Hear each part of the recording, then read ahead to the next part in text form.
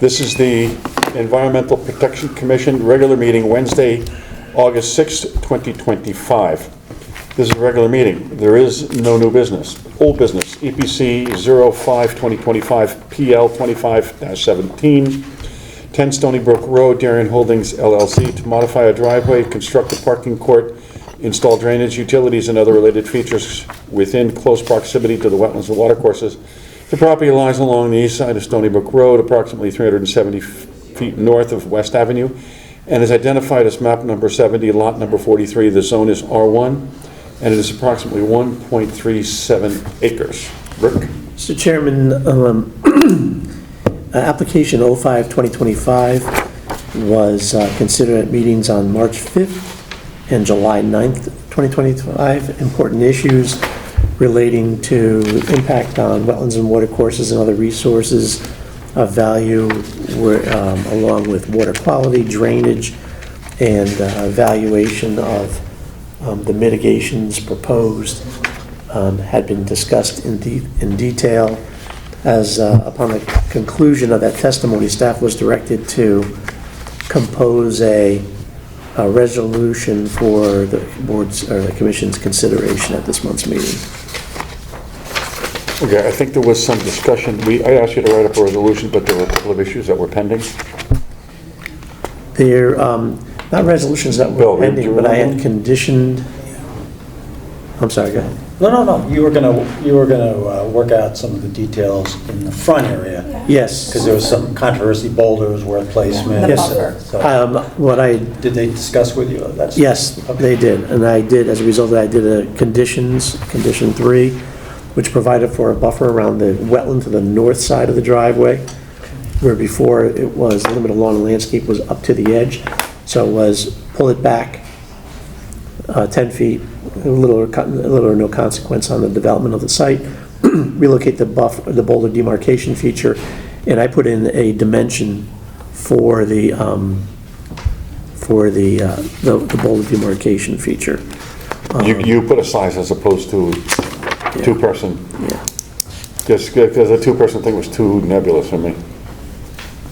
Yeah, well, I recommended that they do like a 36-inch boulder, but we're going to have them submit that as a condition of the approval. Okay. Also, make it uniform in terms of what trees were going to be removed, because it wasn't quite the same on both the landscape plan and the civil drawings, and this is one where we're going to try doing the informative notice, the pamphlet, with to the ownership. I saw that. For the invasives going for long-term control of the invasives. I love that. I think we should do that every time. I was going to say that. Or if we develop our own, it's something that you could use as a handout. So.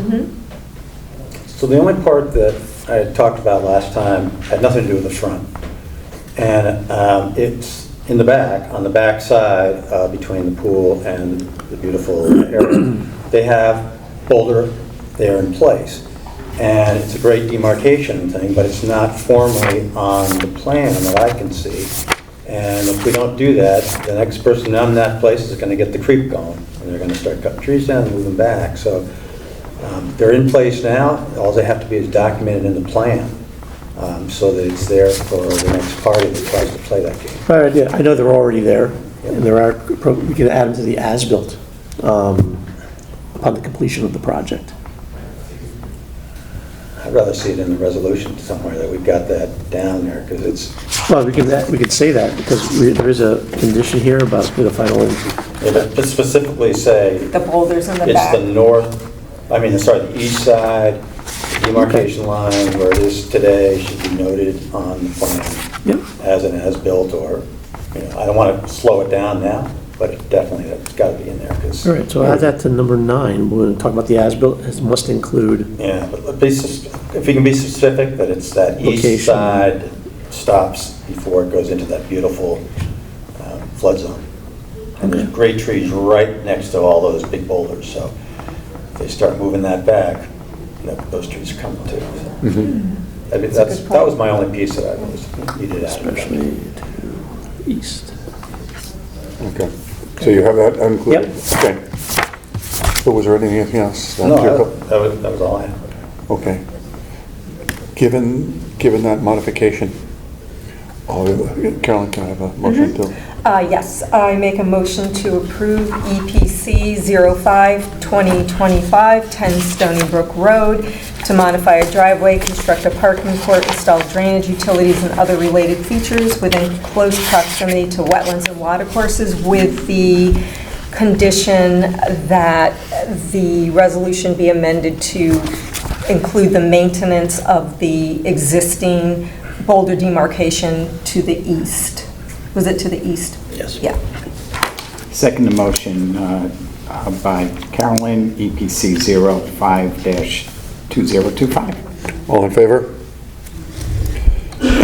Okay, moving on. EPC 13-2025, PL 25-75, 25 Old Kings Highway North, UB Darien LLC, to construct an electric charging station, including superchargers, charging posts, switchgear, transformer platform, and other related features in a special flood hazard area and proximate to wetlands and watercourses. The property, which currently supports the Goodwife Shopping Center / King's Market.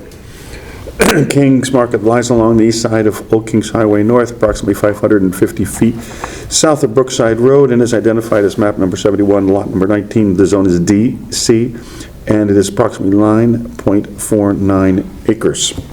Rick? Chairman, if you recall, this application, which is actually sounds like a continuation of a prior application that was withdrawn more than a year ago, where they had to go get a variance for the platform structure, is for the charging station at Goodwives or King's Market now. And at the meetings on May 7th and July 9th, considerable testimony was gathered about alternatives, how they selected the site, with it being relative to power, utilities, access to the buildings, where some of the least flooded space was, and working within the existing pavement.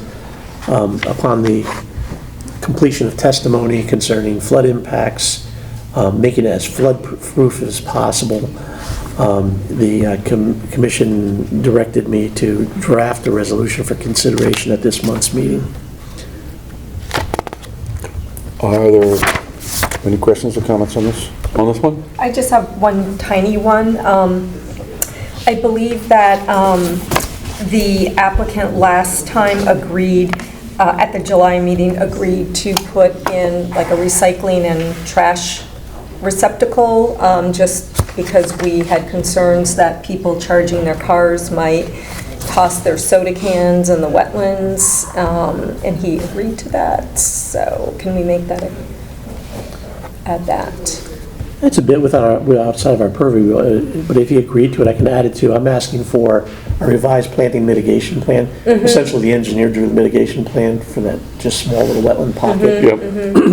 I have a condition 3 about a real planting mitigation plan for that, and we can include that in there. Yeah, just because we want to protect that. But that was the only thing I had. And, right, I like that the planting mitigation plan was revised to be enhanced and to include some alternative wetland plant selections. Anybody else have anything on this? Carolyn, can I have a motion? Make a motion to approve EPC 13-2025, 25 Old Kings Highway North, to construct an electric charging station, including superchargers, charging posts, switchgear, transformer platform, and other related features in a special flood hazard area and proximate to wetlands and watercourses, with that one addition of the receptacles. Second motion on 13-2025, 25 Old Kings Highway, subject to that amendment that was referenced. All in favor? Moving on, EPC 14-2025, PL 25-78, 15 Miles Road, T. Epley and C. Epley, to construct a residential addition, deck, hot tub, drainage, and other related features within close proximity to the wetlands.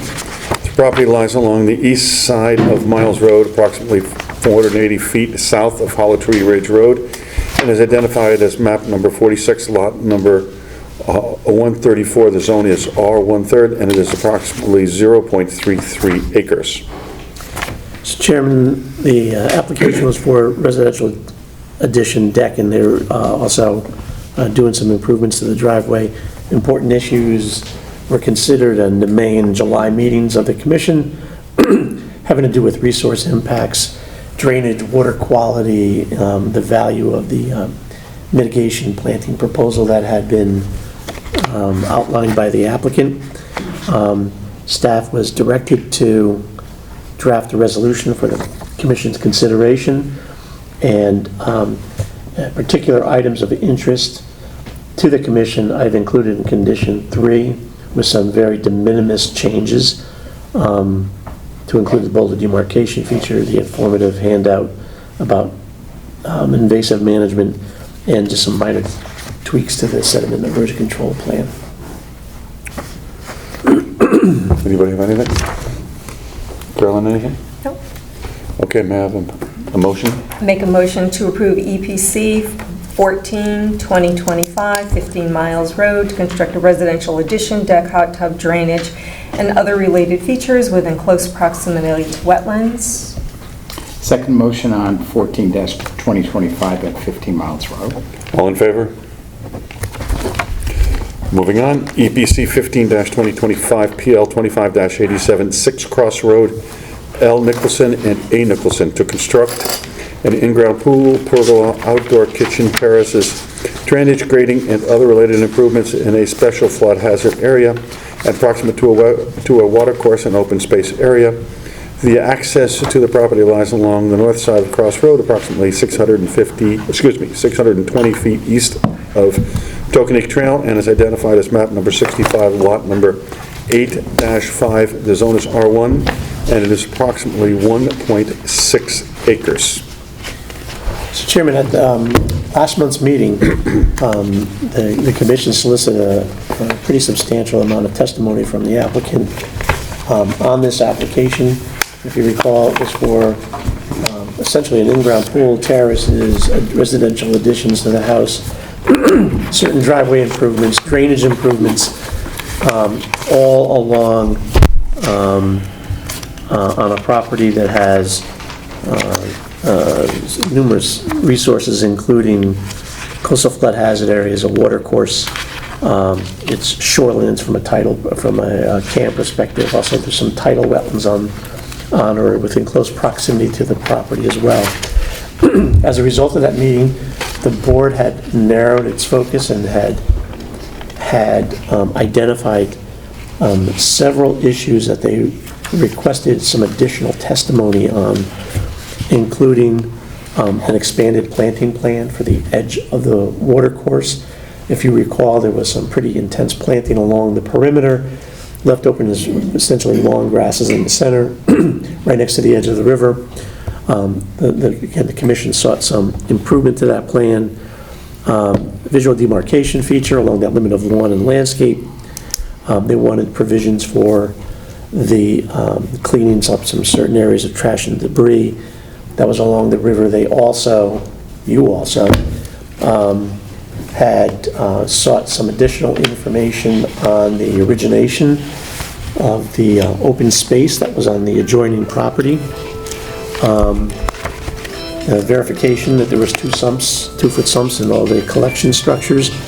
And we also noted that although there had been some number of improvements to confirm the flood-proof nature of all the features that were subject to or had subject to additional flooding, that we noted that it was a work in progress, and many have been certified as has been structurally flood-proof, but certain elements such as the outdoor kitchen, the sanitary pump manhole, and some underground conduit probably still need some attention in advance of a building permit. I can attest that certain changes have been made to the plans, and I'll let the applicant go on about those, but we have received information about the open space areas, that we have an improved planting plan for the space down along the edge of the water course. They have made provisions for putting certain elements of the kitchen on casters to move in advance of a storm.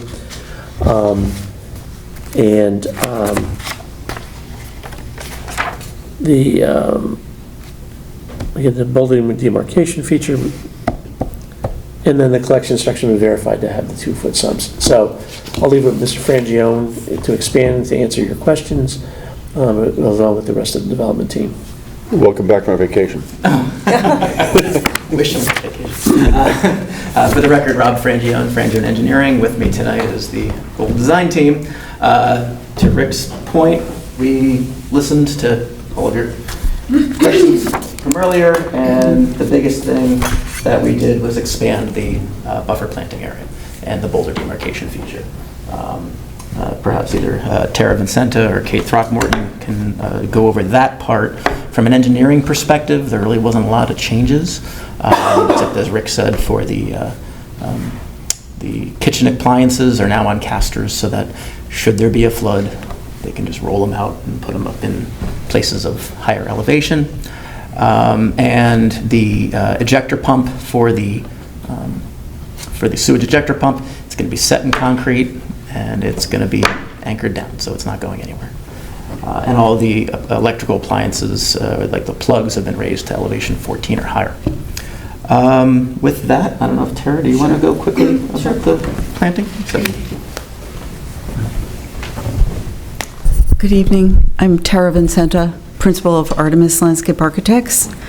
I was also on vacation at the last meeting, but I did read all of the comments, and we responded to all of your requests with an expanded buffer.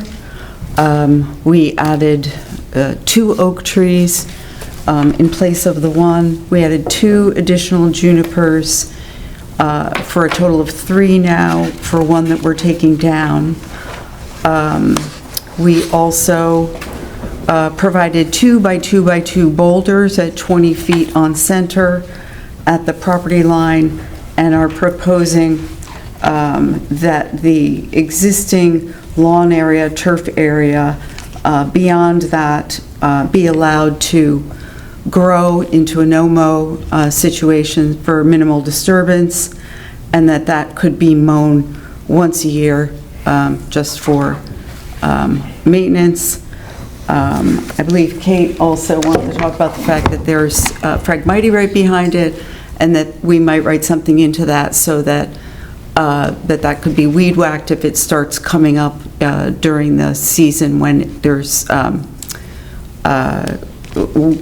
when it's not in a time to mow it, in other words. So we wouldn't mow the whole area, but just maintenance for creeping Phragmite. And then we also made sure that within that buffer zone that we were a minimum of 12 feet away from the wetland line with the buffer. So we're somewhere between 12 and 18 feet along the whole line with that buffer. Thank you. Any questions? Any questions? Yeah, so I'm going to focus on the protection of the opening brook and the respect for the conservation easement. So we're trying to keep sheet flow from coming down, and what is being planned there now doesn't give me a good feeling, especially it may for the first term around, but it's going to be mowed down eventually and turned into something else. And the conservation easement is supposed to be a natural area. We have a fence. The fence has got to go. That can't be in that conservation area. It's got to be on the other side where the property line is. But that's supposed to be natural in there. Mowing, leaving grass getting higher, even a field in there is going to be so easy somewhere down the line to just mow it down. You got 20-foot boulders. They're going to go right through there. This has got to be a permanent thing. We've got an easement that helps us do that. And that was set up for a reason by the original people, to be a conservation area. So I am not in favor of this plan. The fence needs to go back to the property line. We need to let that go natural in there. We need to put those boulders closer so nobody else tries to get through there. That 5-foot area, yeah, you can have that going down there, but you gotta have something at the top of that, so when the sheet flow comes down, it just doesn't roll right down into that area. It's a very sensitive area. It's Scott's Cove, and we don't need all the fertilizer and stuff coming off that lawn, and we have the conservation easement to help us there. I believe at the last meeting, my understanding was, from the comments, that, the commission felt that it would create less disturbance just to leave the fence in its current location. That was not discussed whatsoever. That's kind of how I remember it, but also, if we were to just leave it in its natural condition, it'll be a field of Phragmites, in my opinion. What this plan does is provides for some sort of buffer to prevent the Phragmites from migrating in. And we've got a boulder demarcation feature. This is no different than any other application where we come before this commission and provide a boulder demarcation feature and a fence, because the fence is going to act as a buffer to keep people from going into Scott's Cove, which I'm glad that you mentioned it as Scott's Cove, because that's what I've been arguing the whole time, that this is Scott's Cove and not Tokenique Brook. But that's a procedural issue. This, in my professional opinion, is a good plan. It protects the wetlands, it protects the regulated area. There is minimal lawn, because now the upland area is being consumed by the pool and the patio, and all that runoff is getting treated. There is minimal lawn, and we've now provided a robust buffer. And that's why, the reason is that will become lawn again. You know, that conservation area, in my opinion, and it's actually not my opinion, it's what I'm going to stick by. Fence has got to go back, and you've got to have that area go back natural. And you know, the more boulders are closer together, because I know what's going to happen. That's why that plan is like that. They want that lawn, they want it long, they don't want to take it out of play, and yet it's a conservation area and it should be out of play. Phragmites, you can go down and whack Phragmites anytime they want. Just hire a contractor, you can knock them down. There's nothing that can stop them from that. So then, if we were to put the fence on the property line, Correct.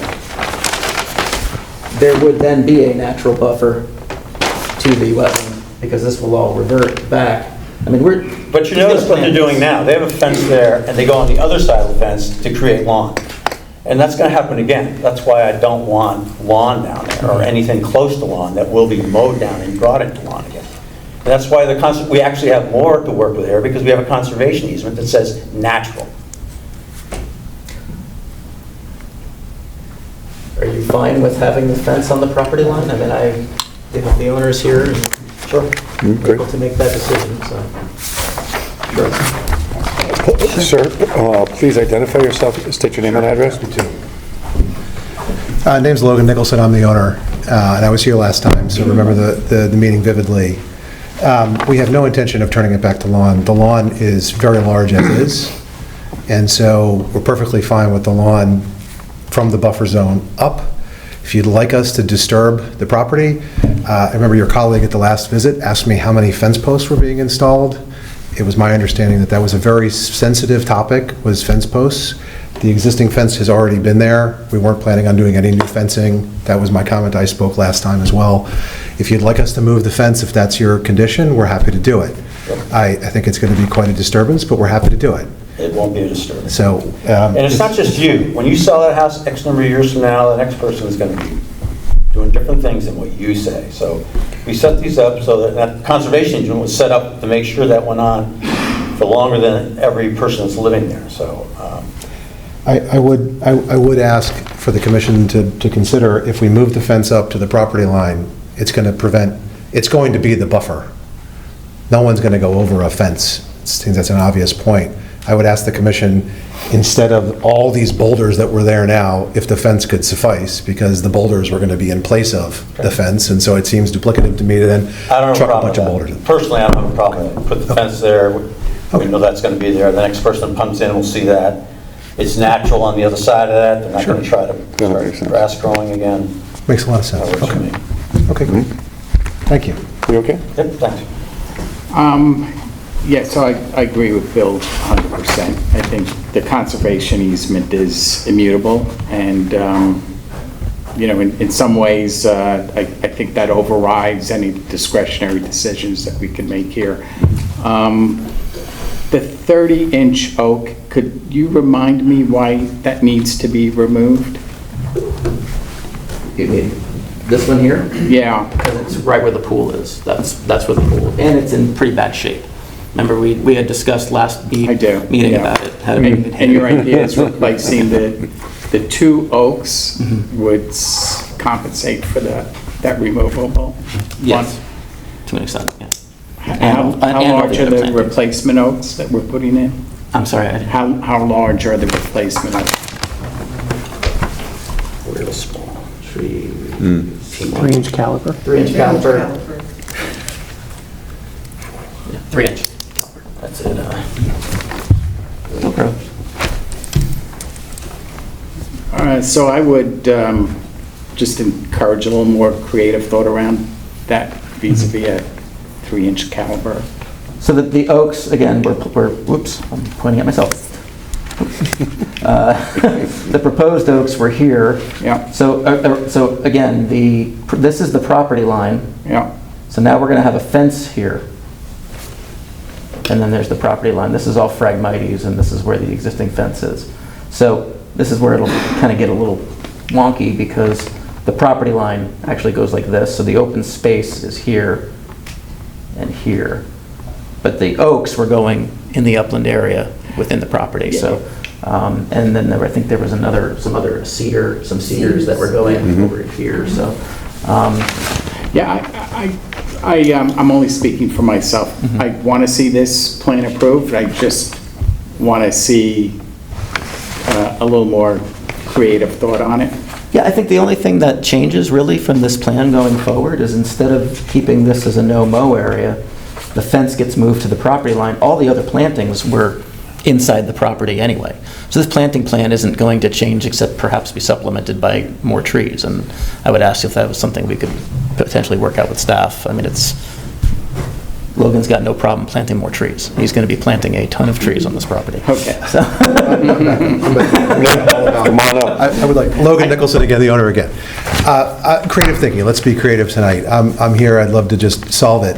If you would like larger oaks or I think more so. oaks, I'm amenable. Just I tell me think what we you'd should like. Do some larger oaks. Now, I'm not going to. Some larger oaks? Define what, but Okay. it hopefully should be bigger than 3 inches. Okay, great. I will commit to doing larger than 3-inch oaks and working with your team to make sure Thank that you, happens. appreciate it. Oh, okay, we'll leave it at that. Thank you very You, much. Rob, and Rick can work it offline. out, yeah. Okay, so whatever you two agree to is fine. Okay, thank you. Good, I'm good. Carolyn? So I hear what Bill and Peter are saying about the fence. The fence was existing, the fence has been there for some time, correct? Correct. Putting a new fence in because it's in, an area that floods, it's going to have to be, I mean, the question, will it have to be installed in concrete, the posts Yes. in concrete? Yes. It's on lawn.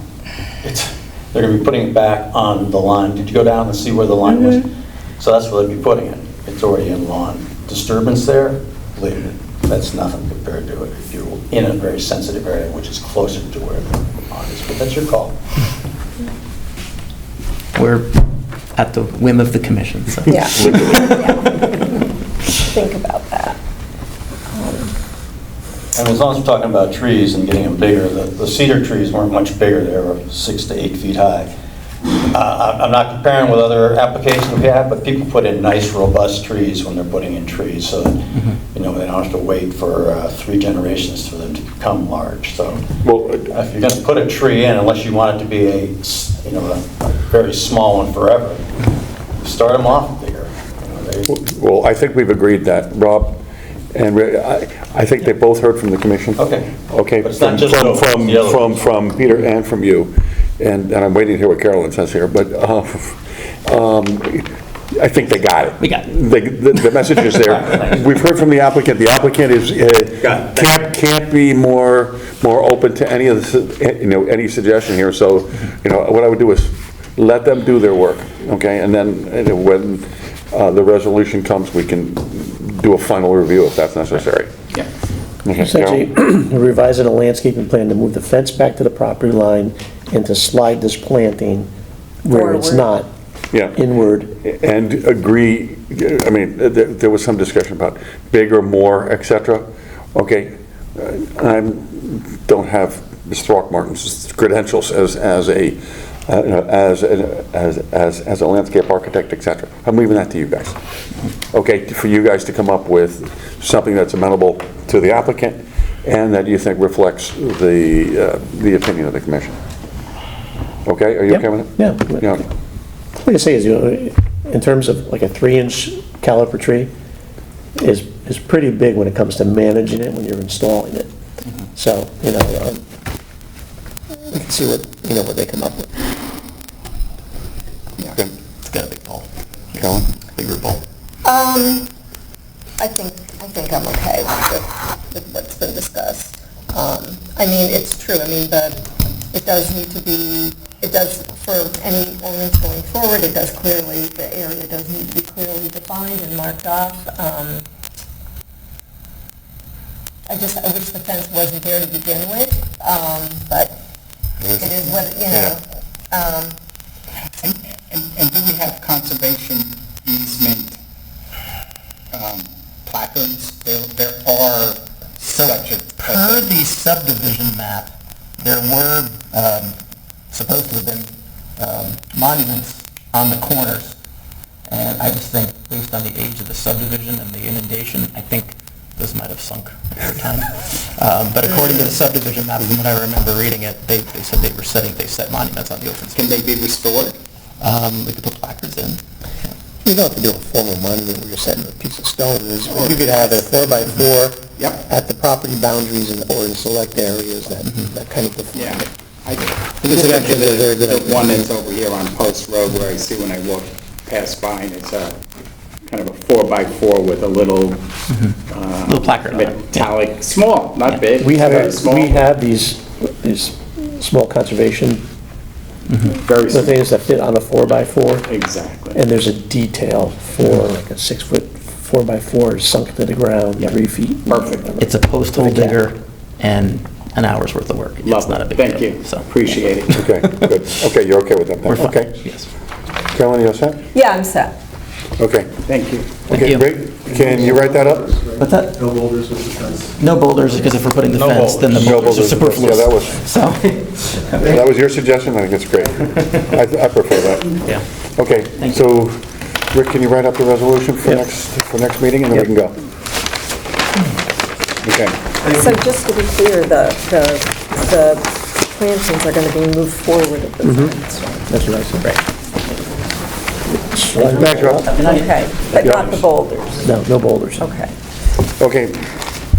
EPC 16-2025, PL 25-9232, Plymouth Road, M. Falk and K. Falk, to construct an in-ground pool, spa, terrace, walls, detached studio, expanded driveway, drainage, utilities, underground propane tank, and other related features in a special flood hazard area and proximate to the wetlands and water courses and drainage ways. The property lies along the west side of Plymouth Road, approximately 450 feet north of Shipway Road, and is identified as map number 57, lot number 36, within R1, and is approximately 1.01 acres. So Chairman, for those of you who've been on the commission for, 3 or 4 years, you All of us. probably recall that, I think it's all of you were involved in this. Yes. This property, This Not is- Trevor, but he's not. yes, but Well, this is the third time, okay? this is at least the third time that this has been back. It's been approved in various stages, all for a pool and some accessory structure in the past. Those things were never built. I think it was a small expansion of the deck that was actually built as a result of the latest approval or modification. But this proposal is for the construction of an in-ground pool, a spa, terrace walls, a detached garage / studio, expanded driveway, drainage utilities, and an underground propane tank. If you went through the plans, you'll note that in order to do this, they're demolishing part of a deck that is currently attached to the house, they're removing some accessory structures, and are trying to work within the same boundaries that had been previously going to be subject to the redevelopment. The property does have a drainage way that's just to the, I guess it's the north side of the north boundary, and a fringe wetland that surrounds that drainage way and water course. That generally drains from residential properties to the west, eventually making it down to Darien Harbor after traversing several other residential properties.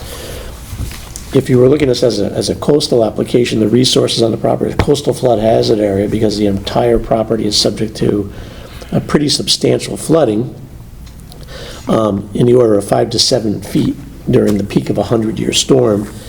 Dry pavement, the dry pavement exists about a half-mile away because you have to wend your way out to near Water Road. There are freshwater wetlands and watercourses, so those would be the two coastal, if you were doing a coastal site plan review for this, what would be the coastal resources. Our interest is, of course, with the wetlands and watercourses, and to some degree the special flood hazard areas. The applicant was tasked with demonstrating that the proposed development can move forward with a minimal impact on the wetlands and watercourses and other areas of resource, looking at drainage, impact, water qualities, and the value, consistency with the flood regulations in terms of impact on flood heights or adjoining properties, and also how can you make the elements here as flood-proof as possible. Showing consistency with Darien's regulations, particularly with this proposed studio. The applicant has provided a site development plan. Some of the highlights of this is the garage, studio, and the pool lie no less than 30 feet to the wetlands and watercourses. Some of the lesser elements, such as the drainage outfalls, approach within 6 feet. Overall grade change not linked to the elevated pool terrace is generally pretty low, in the order of like 1 to 2 feet. Some retaining wall has been proposed to support the elevated fill. The area that is being impacted is generally composed of lawn grass. It's their rear yard space with a few trees. 3 trees of size have been reviewed, and they're going to be lost as a result of the proposed development. And about 5,500 square feet of both the upland review area and the special flood hazard area are going to be either temporary or permanently affected by the development. A drainage mitigation plan has been proposed. They evaluated the existing conditions, where there's basically sheet flow. There's a mound essentially around the house, generally flows in various directions. Roof and driveways go to existing drainage system, the dry well system. The applicant, to mitigate the impact, less so with drainage, but more so for water quality, is taking essentially the pool terraces and put them into an infiltration system that has been vetted before our engineer, our consulting engineer. And they've demonstrated that for all the storms of study that there will be no adverse impact, and they're maintaining the water quality volume. And again, they have received Joe Canis's endorsement for the proposal. Other things for water quality: erosion control plan. They're using infiltration to seize upon the soil's ability to naturally cool and mitigate drainage or water quality impacts. Collection structures generally have 2-foot sumps and outlet controls. We're asking that some of these landscape drains be amended through this process to also include the 2-foot sumps, so they don't have to be cleaned as often. The garage and the studio will be tied back to the sanitary sewer. In regards to flood impacts, there's been information submitted, verified by our engineer, no adverse impact on flood heights or adjoining properties. There's been a basic flood contingency plan for the construction phase that's been provided. Essentially, watch the weather. The people have been designated to to act and react in accordance with those forecasts to move potentially flooded items such as storage and stockpile out, not to take things in advance of a storm. Things that cannot be easily moved have to be tied down, and then there's post-storm recovery. In terms of structural floodproofing, we see they have consistency with the flood regulations in terms of impacts on making them as flood resistant as possible. The major focus here, we'll talk about the minor elements. The pool can be designed to withstand the flood forces. The equipment associated with the pool is going to be elevated plus a foot and tied to the existing studio. The walls can be designed and certified as such. But I spent a lot more time on the design of the accessory structure. And although there's some minor, there has to be a certification seal on this, they hit the highlights in terms of the design of this. Garage space below, it can be allowed to flood. There's wall openings in it. No utilities, any interior features such as stairs, etc., have to meet technical bulletin 2 for design. So they've done and they've gone with either reinforced concrete or filled concrete block past the design flood elevation. So post-storm, it's very easy to go in there. It's going to withstand a flood force, and you go in there and you power wash it, and you're hopefully good to go. The second floor, not the second floor, but the primary floor above will be some, we'll call it studio space. It'll be, I think they're calling it's an exercise room. So they're meeting the criteria for the below space, what can be used, parking of cars, building access, limited storage. Upstairs will be more useful space that they're going to use for exercise, and that is substantially above the design flood elevation. All the mechanicals are elevated up there, up to that space. Going outside of the building, all the exterior mounts are more than a foot above the base flood, so they've done a very good job in meeting the criteria. Propane tank will meet the criteria for being held down, underground propane tank. Again, we talked about the pool. There had to be some amendments to the existing single-family dwelling. It was built, I think, in around 2004, if mine serves me correctly, that the house was built as a quote-unquote flood-proof, their understanding of what a flood-proof building was at the time. The building of the elevated terrace necessitates that they block some of the flood vents in there. So they've relocated them to alternative spaces on 2 walls, appropriately sized. So we're maintaining the flood consistency with the building as well. In terms of planting, there's a planting plan that's pretty comprehensive. That is for the space between the pools and the regulated areas. It includes a pretty good handful of trees, shrubs, and ground covers. Essentially, most are all being defined as being true natives. They're also making recommendations for the removal of invasives by hand.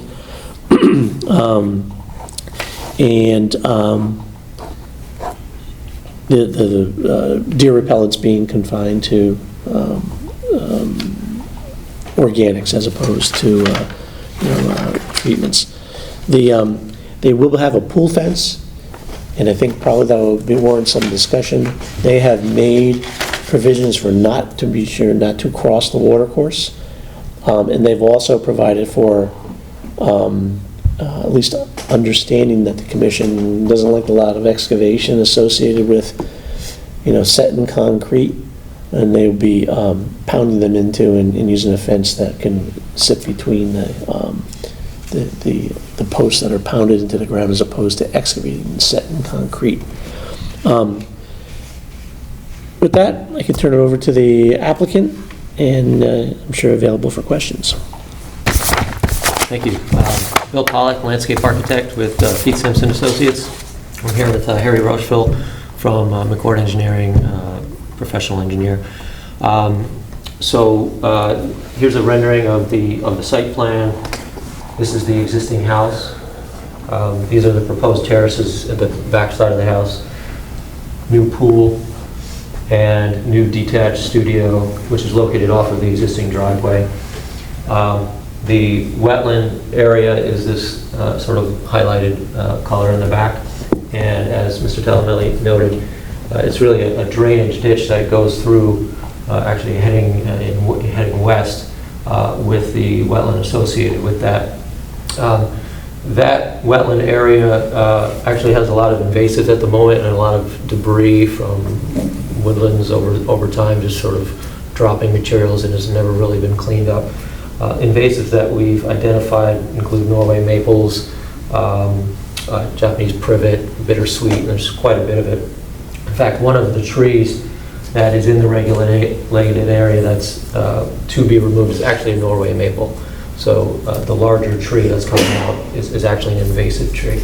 But you can see with the buffer area, we have substantial mitigation planting. Again, as Mr. Talamelli noted, a number of trees and shrubs and herbaceous materials. And that currently is mostly lawn or existing invasives, actually, that we're now converting into a native plant. So just for the record, it's, you're telling us that you're going to clean up that with the invasives, et cetera? We're going to clean up the invasives in that area, and by hand as well. The tree, of course, will likely be someone that comes in with a bucket to take the tree out. But then in the ditch, it's mostly, it can be done by hand with like chainsaws and things like that. They can cut up the debris and haul it out. Excellent, thank you. Yeah. Yes, as Mr. Talamelli noted, the structure designed to meet all of the flood requirements. Everything below the design flood elevation is materials that can withstand flooding, and they were pretty conservative with the flood vents in the new studio. I think they actually provided 6, and I think we only need 3, so they were a little extra cautious there. If there are any questions, happy to answer. I'm going to leave for other people, but I'll just ask one on plantings. If it gets inundated every so often, 5 to 7 feet of water, does that kill everything? No, it shouldn't, no. I mean, if it happens for, every month for a while, that would have some serious issues, but that's not anticipated at all, of course. So in a time where it inundates with several feet of water and it dissipates, all of those plantings, the new plantings are tolerant of salt and brackish water, so they can handle it. Thank you. No questions. Yeah, so my first thought when I look at this plan is, so it was mentioned like there's a portion of the pool, a portion of the studio that's in the upland view area, but actually it's like 85 to 90% of the studio is in the upland review area. And I know that's where there is an existing studio, but when the alternatives discuss different locations for the pool and the patio, but didn't really address the studio, is there any reason that couldn't have been relocated outside of the upland review area? A big reason for it is because the existing driveway already comes to about this point here. And to be able to drive into it, this was really the most. Oh, maybe I'm not understanding what that is. So that's a garage. It's going to have a garage in it. Parking underneath. Oh, okay. I went studio. Okay. Yeah. I thought it was like an artist studio. Right. The second floor is flexible space, but Understood. the bottom floor is Okay. the garage. Now It's a okay. 2-story plan. Okay, understood. Okay. Also, it mentioned you mentioned the Norway maple, but I think there's the large maple that is characterized as declining. Has that's the opinion of an arborist? That's my opinion, a landscape architect. Okay. It is a big tree. Its branches are kind of heading out horizontally, and it's leaving the center of it to be a little bit structurally unsound. And as it happens, about a month ago, one of those major branches came crashing down, actually. So it's just further proof that it's not really a long-term tree. And the location of those 3 trees, are they in the wetlands or are they adjacent? They're not in the wetlands. They're not, okay. Yeah. So when they're cut down, stumps will remain? They probably could. If you're flush with the ground, or? Yeah, we could cut them low. We could probably grind them without trying, not pull them out and disturb them. Okay, yeah, that would be my concern. Sure. And then, yeah, you addressed your removal of the debris and the invasives, and going forward, maybe educate the homeowner about, long-term management of the invasives. Yeah, there's a lot. They're everywhere, but yeah. I mean, not just there, but I mean, they're everywhere.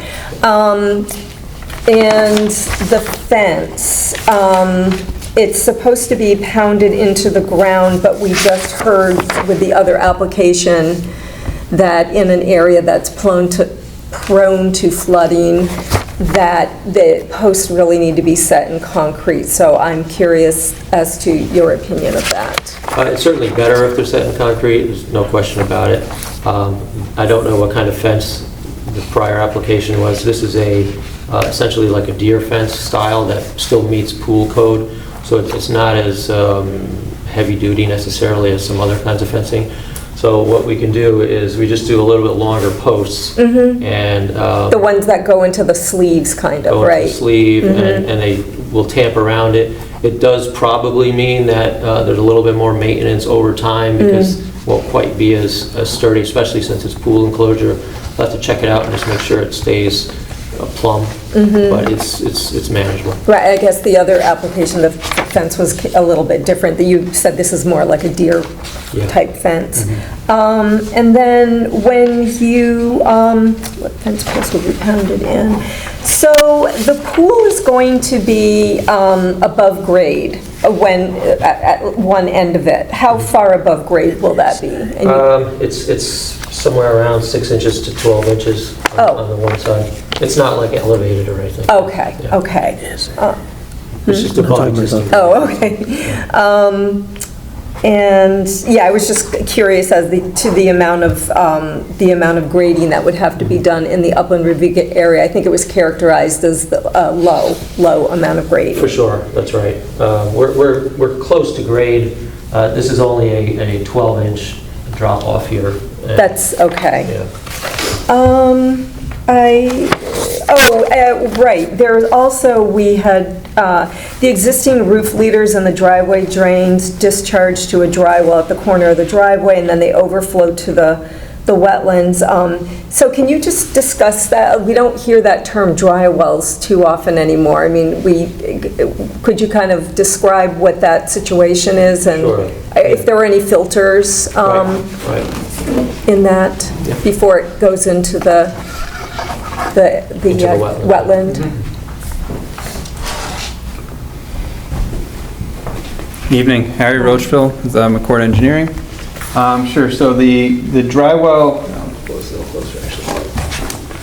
the driveway and roof leaders are captured when this house was built. I do think it was 2004, Rick. There's a driveway drain here and a drain/dry well here.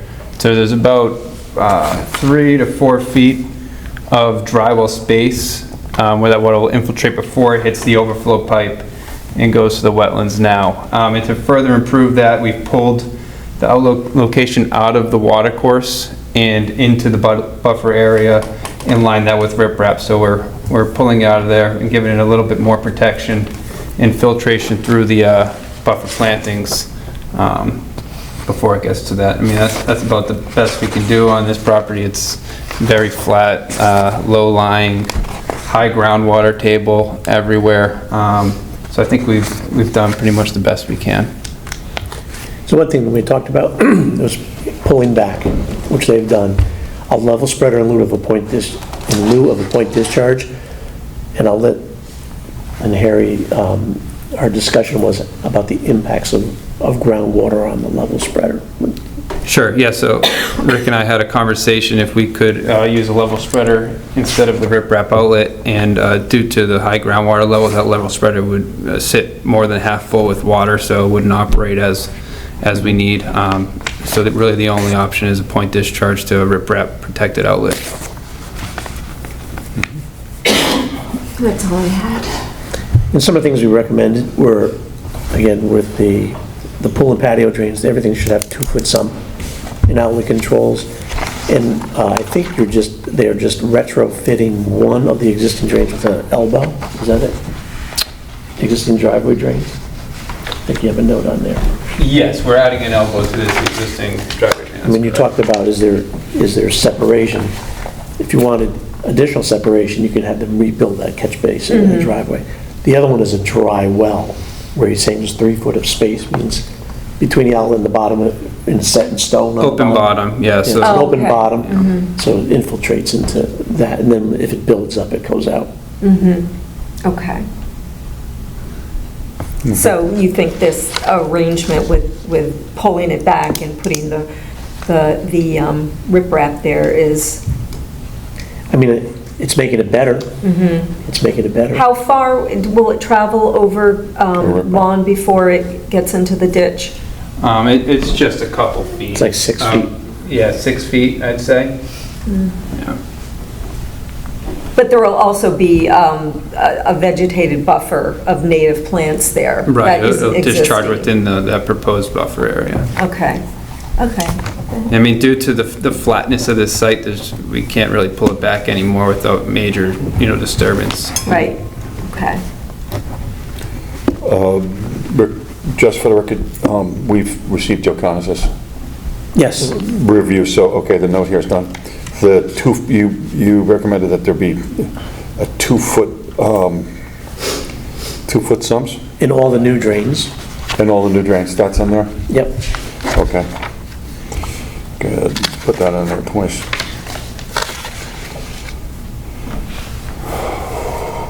Okay. I'm all set. Thank you. Could you write that up then, Rick, for a resolution? Yes. Next. Thank you. Sure. Thank you. Thank you. Thank you very much. Moving on, EPC 18-2025, PL 25-94, 95 Half Mile Road, W. Rosner and K. McCarthy, to construct residential additions, terrace, walls, drainage, and other related features proximate to the wetlands and watercourses. The property lies along the south side of Half Mile Road, just east of Hollow Tree Ridge Road, and is identified as map number 2, lot number 23. The zone is R2 and is approximately 3.05 acres. Mr. Chairman, the applicant is proposing to do several additions to the existing house. The property has on it an open water pond. It has portions of a water course. There's a spillway on the property. The property, and I explained in the agenda summary, it generally flows north to south from the roads and other properties that we've been involved in the development on the Half Mile Road, flows under the road, through the pond, down through several residential properties and open space areas, eventually joining some of the more large, more weighty rivers and streams downstream. Soils report, there is wetlands that generally occupy the western portions of the site around the pond. The rest is uplands. The applicant, again, is proposing to do an addition off the rear plane of the house and above the garage along the front plane of the house. Applicant was tasked to demonstrate the absence of impact on regulated areas and resources, looking at the absence of impact on drainage and water quality, and to come up with a plan to either mitigate, displace lawn, mitigate for the anticipated impacts of the proposal, filter runoff, and enhance the conservation values. To that end, the applicant supplied a site development plan, and just to get it into the record, no direct encroachments into the pond, the wetlands, or watercourses. The affected areas are comprised of either existing patio or lawn or landscaped space. Setbacks of no less than 20 feet to the wetlands and 30 feet to the pond's edge are being maintained, especially in the rear of the property. Grade change outside of the terrace walls is relatively minimal. about 23 or 2,400 square feet of the upland review area is going to be temporarily or permanently affected. One tree of marginal size is going to be affected as well. Drainage plan has been done, and the applicant intends to maintain the existing conditions and to truncate existing lines that go in directly into the pond, and are doing a structured drainage system to mitigate some of the impacts. It's been demonstrated that for all storms, study storms, that there's no impact on drainage or the rate of runoff or the water, the rate or volume of runoff. There's a minor correction in the drainage report that has to be done that we have already talked about. Erosion control plan has been provided. We're asking that all drains, the yard drains, all, again, moving towards our drainage manual, have 2 full 2-foot sumps and outlet controls. They're utilizing infiltration to attenuate stormwater impacts. And I said, yes, we are truncating the existing pipes that are there to get them actually out of the pond itself or in the wetlands. There's been a pretty substantial landscaping plan that's been provided, particularly along that wetland edge. The designer of that plan is here this evening, and I've outlined the tree, shrubs, and ground covers that they're proposing to displace that lawn to the south of the terrace wall. With that, I'm available to answer questions. Harry's here as well as Sarah's here as well, who designed the plan. Harry, so yours. Thank you. Good evening again, Harry Roach with McCord Engineering. Real quick for you, existing pond right here, the wetlands line is this purple dashed line here. Your upland review area is this dashed line here. The project is a small addition where there's existing patio, and then they're just building some patio around the addition. And there's no grading associated with this at all. Existing grade will remain. It'll be built up around the addition with some modest retaining walls. I believe they're 1.5 feet tall at tallest. They're going to match what's already there. They're not going to be any closer to the wetlands or the pond than what's already there for the retaining walls. This whole back area is a terraced hardscape currently. As Rick had mentioned, there's 2 drainage lines that discharge directly into the pond through the wetlands. We're pulling both of those back. This one is just roof leaders from the back of the house. This one takes roof leaders from this side of the house, the front of the house, and 2 driveway drains. As part of our drainage infrastructure, we're capturing the new roof leaders for the addition and the patio around with a series of drains. We're going to connect the existing roof leader into our system as well. And before this all goes out to the wetlands and the pond, we're going to have a deep sump drain here. And we're also going to tie in the driveway drains to this as well. So we're not only pre-treating the proposed conditions, but enhancing the existing conditions as well. And that'll again go to a riprap outlet that has been pulled out of the wetlands. Both outlets will discharge through about 10 feet minimum of that planted buffer that landscape architect Sarah McCool has planned. To mitigate the increase in drainage, we did soil testing all over the property. Our only option, to the benefit of the commission, was a detention system well outside the upland review area. Everything does come down to the pond, so it's all within the same drainage area study. So we're taking roof leaders from this existing garage that will be renovated, but maintain the same roof area, and that compensates for what we're doing here. So we're managing water quality and peak flows through this, and then also enhancing water quality with the filtration to the planted buffer, the pre-treatment in the deep sump catch basins, not only for our proposed, but for the existing conditions here as well. Double row of silt fence down gradient of our disturbance, and then just a single row over here where we're just pulling back that one drain. Pretty substantial planting plan all around here that Sarah can talk about more. And that's pretty much it. I'd be happy to answer any questions that you have for me. I have no questions. No questions, and thank you for the honesty on the plan. Appreciate it. Thank you. So I was looking at where Rick had just mentioned that the pond, it flows, I guess it would be from the north. Yeah, is it piped underground at some Mm-hmm. point? Because there's like a big meadow there, and I really, Yes. I couldn't see any drainage there. So it takes overland runoff from this Right. property here. There's Yeah. also some catch basins in Half Mile Road that are discharged to it. Okay. And it all spills over an overflow weir Right, I here, did and see then- that, and then, right, but it goes under the meadow, right?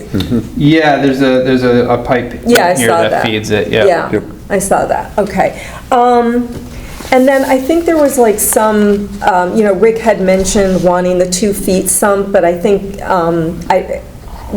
you may have had some disagreement with that thing, responding that the 1-inch sumps were okay for the patio drain, that they were sufficient for the type and amount of runoff collected. So could we just talk a little bit about like when 1 foot and when 2 foot sumps are called for? Sure, in my professional opinion, we always have 2 foot sumps on sort of the last, and especially on a smaller project. If there's a big catchment area, we're gonna have 2 foot sumps everywhere. But where this one drain is the only one that has a 1 foot sump, it captures 50 square feet of patio and a couple of roof leaders.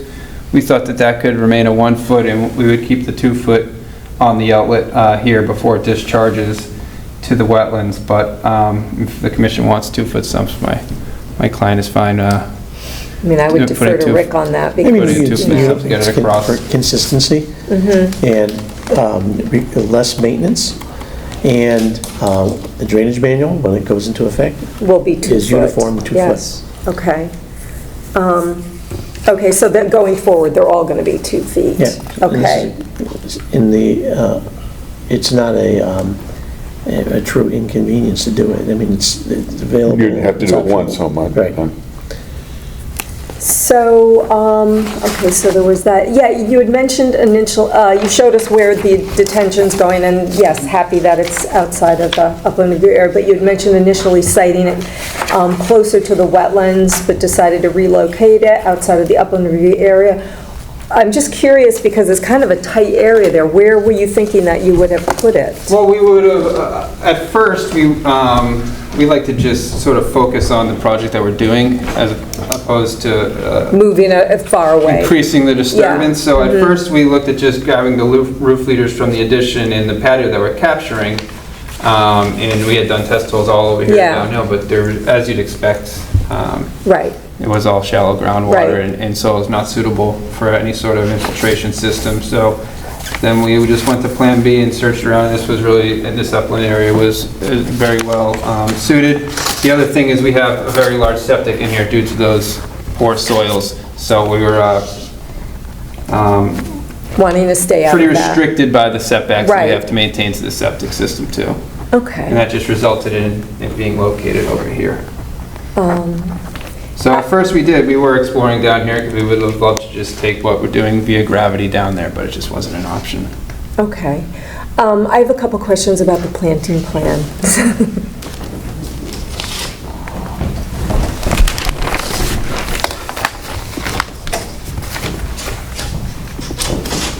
So, on your, Let her identify herself. Hello, Hey. I'm Sarah McCool from Ungamack McCool Landscape Associates. so I'm looking at your plant list, and there were quite a few plants there for which you were not able to indicate that they were true natives, and several of them are native, but to a different region of the country. In order to, increase the conservation value of the property, we always like to use, natives, that are plants that are native to this region, and I'm just curious as to, I mean, it's not just like 1 or 2, it's like kind of a significant number of non-native ornamental type plants. I've marked this plan to all the plants that are native plants, which are all the lighter, and they're true natives. Okay. The ones that are slightly darker green are native, but not to this area. They're from Massachusetts, southern New York. Okay, northeast is fine. I think there were some I only that got said things from the southeast. northeast, well, northeast and southeast.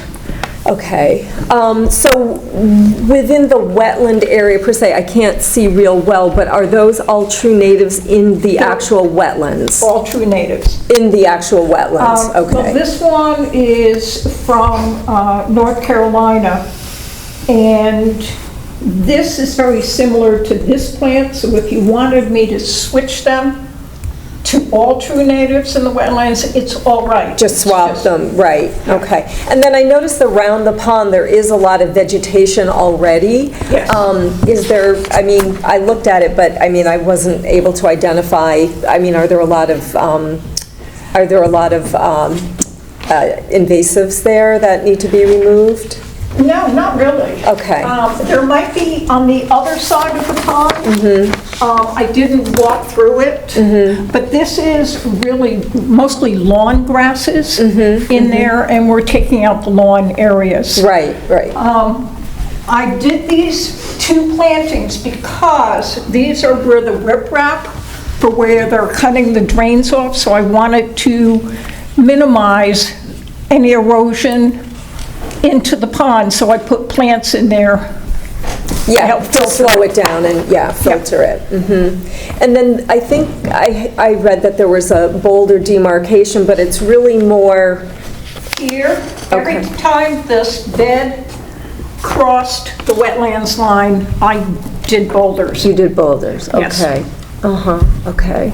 Now, I can put a little more in there, and it'll still look good. Well, I mean, the boulder demarcation is always, you know, to Bill's earlier point, it's just so we don't get that lawn creep. And I looked at this lawn, and it looked to me like they do not use chemicals on it, which is good. They use organic. Yeah. Yeah. Okay. And 'Cause I they're was going to gonna say- keep doing that. Okay, because, you know, the pond does drain, and, you know, Yeah. it's important to keep the, you know, I saw they do have a fountain in it, a small fountain in it. They're trying to keep it aerated. They're having some issues with sand coming off the road, Okay, and maybe, which is lifting the floor. right, and it looked like maybe there were some algal blooms on it, Well, that's possible. from upstream probably, since they're Yeah. not using it on their own lawn. Okay, I think those are all the questions that I have. Great, thank you. Anybody else? No? Okay, Rick, you want to write up the resolution for this? Great, thank you, Harry, thank you, Sarah.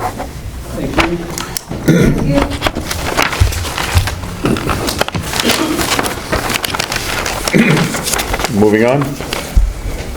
EPC 20-25, PL 25-113, 17 Searles Road, E. Hammond and J. Hammond, to construct residential additions, walls, modify driveway and other related features in special flood hazard area and proximate to a watercourse. The property is located along the east side of Searles Road, just south of Indian Trail, and is identified as map number 66, lot number 71. The zone is R1, and it is approximately 0.557 acres.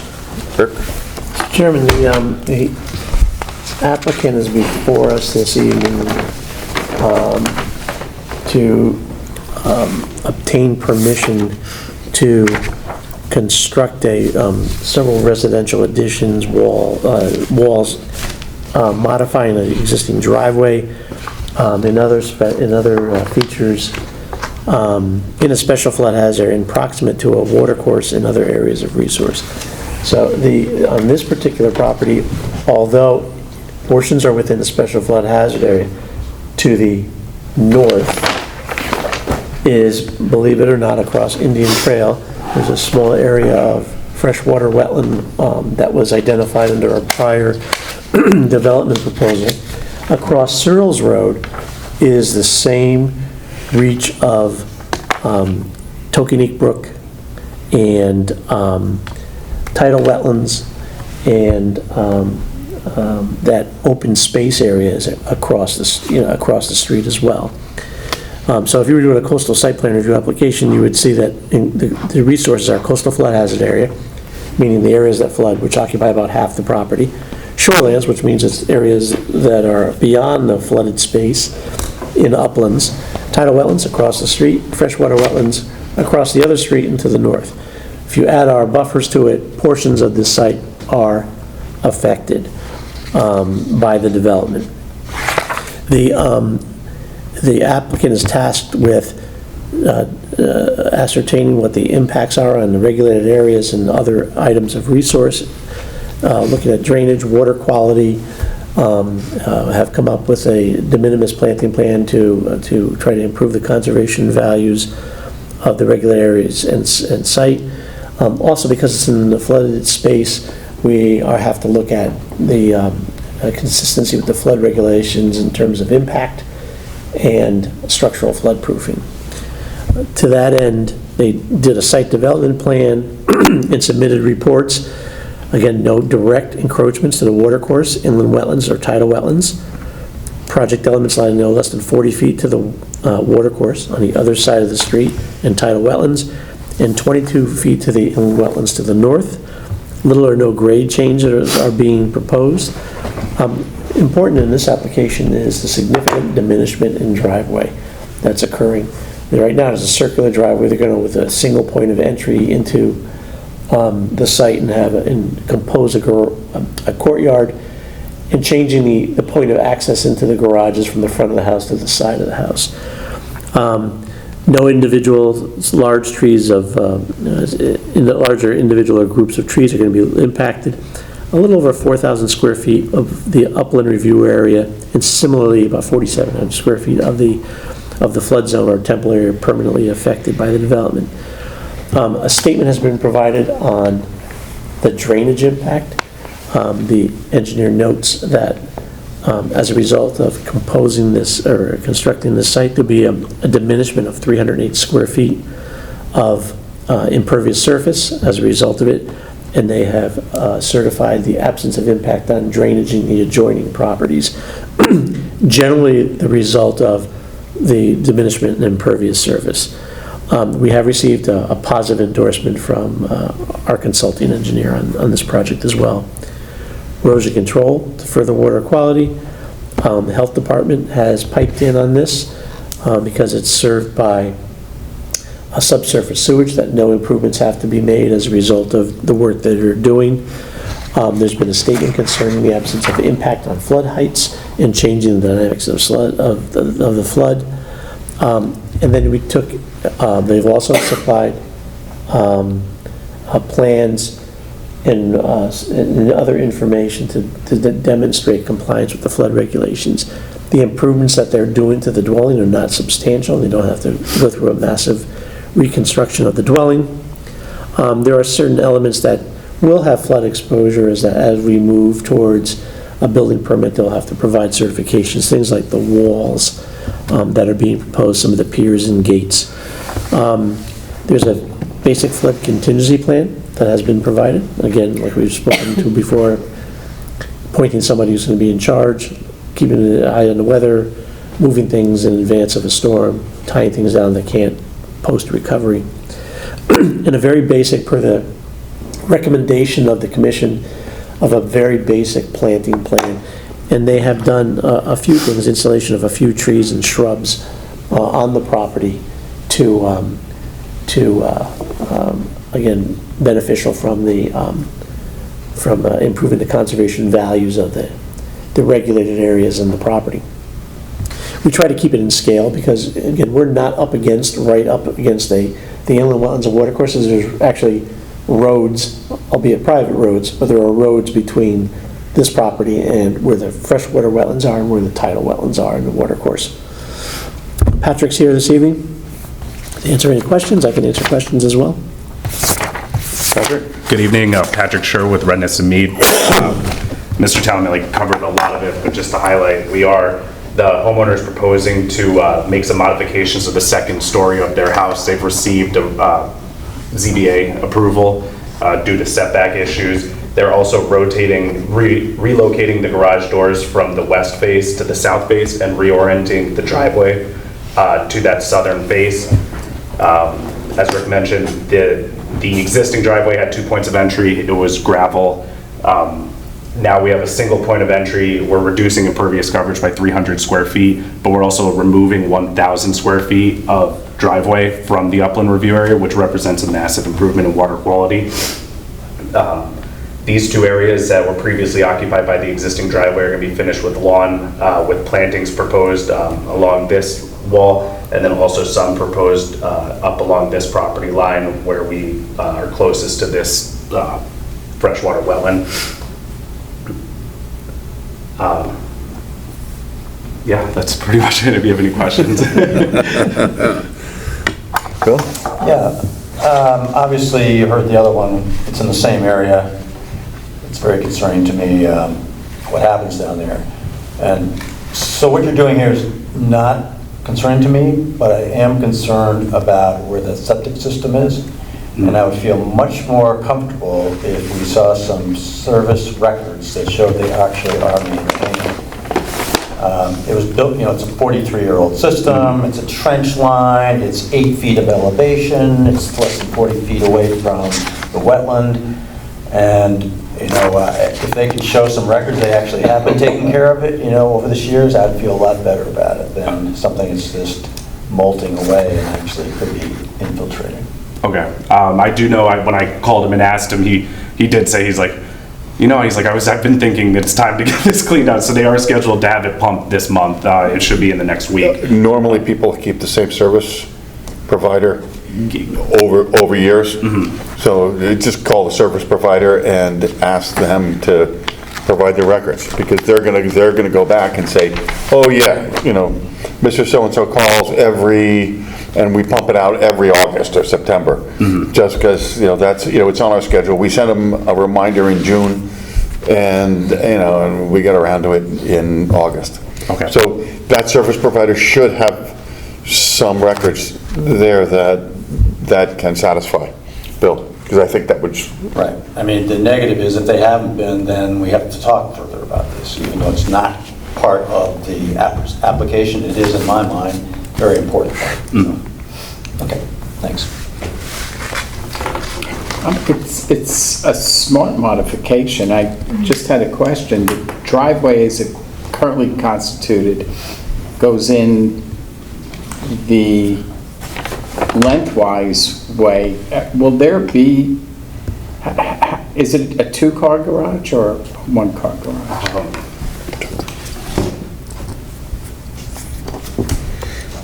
So I guess what I'm asking is, now you're going in to the short end. Yes.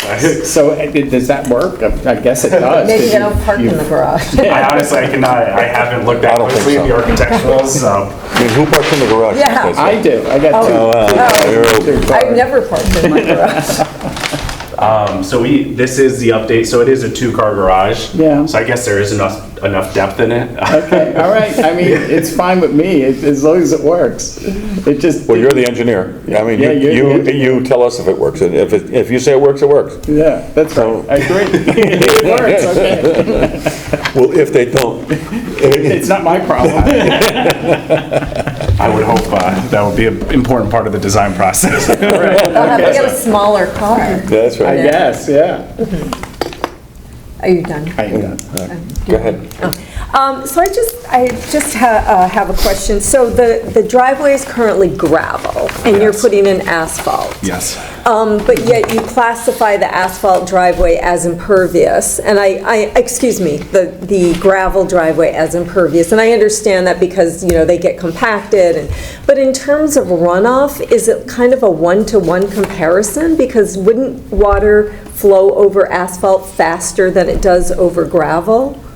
I can't speak to just this driveway. I do know that the concern with gravel driveways and why we've kind of steered away from counting them as anything other than fully impervious is because of their degradation in quality over time. Mm-hmm. So previously, I know that if impervious surfaces are a 98 curve number, we had taken an 89 curve number or something for gravel because you had accounted for some more of that water being held back.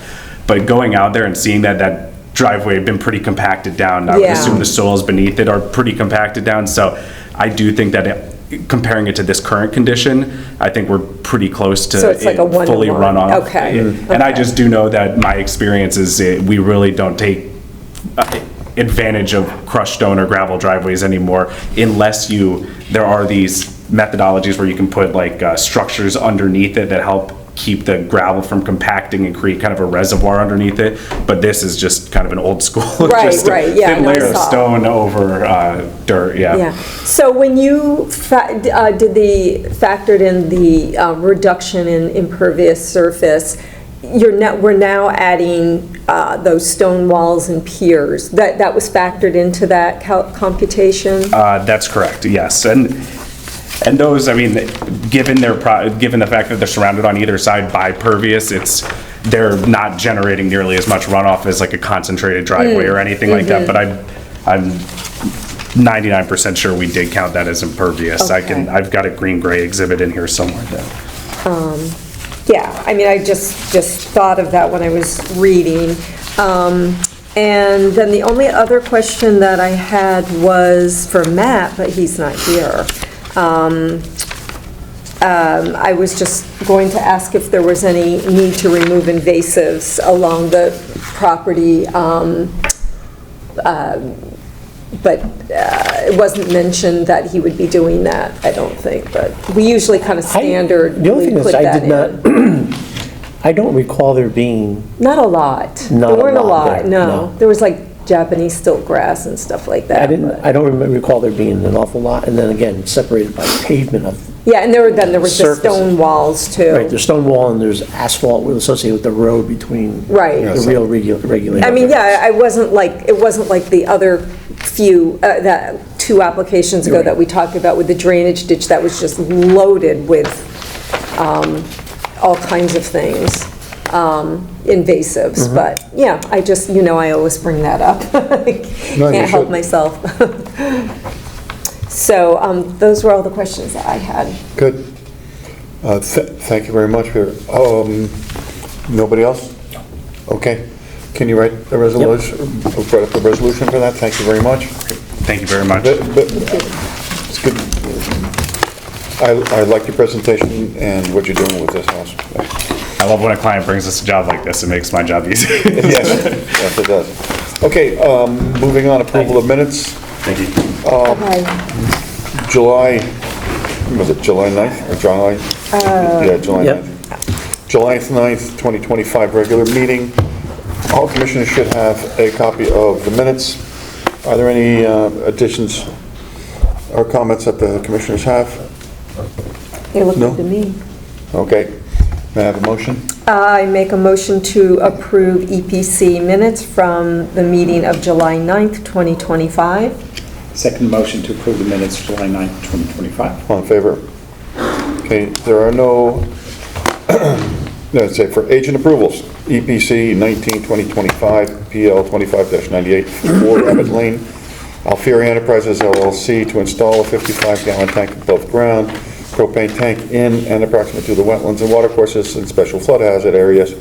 The property lies along the west side of Rabbit Lane, just north of Overbrook, and is identified as map number 10, lot number 9. The zone is R1 and it is approximately 1.00 acres. This is an agent approval. I drafted an agent approval, I mean, for those of you that are out there,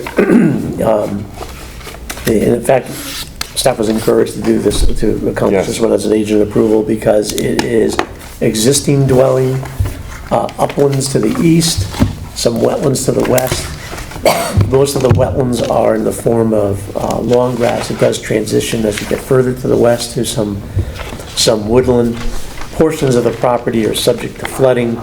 The space where this 55-gallon above-ground propane tank, which is used for cooking purposes only, sits in lawn grass, 30-something feet away from the wetland, occupies 3 square feet, and with no impact. It sits on some blocks. It's above the floodplain by a foot, and therefore we believe it qualifies for agent approval, and I wrote the approval accordingly. Yeah, it's an easy one.